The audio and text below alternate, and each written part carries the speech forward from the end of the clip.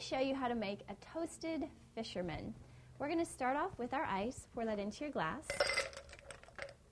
Then we're going to add in 1 ounce of Canadian blended whiskey, just like so, and 1 ounce of amaretto, which is an almond liqueur that has a wonderful flavor and smell.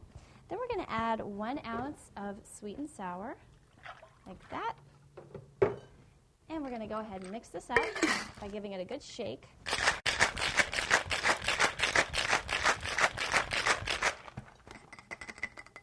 Go ahead and pour this into a highball glass.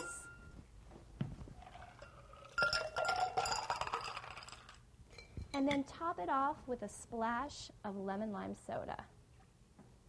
Add in your stirry straw.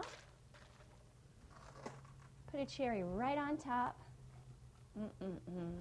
And there you have a wonderfully refreshing Toasted Fisherman. Cheers.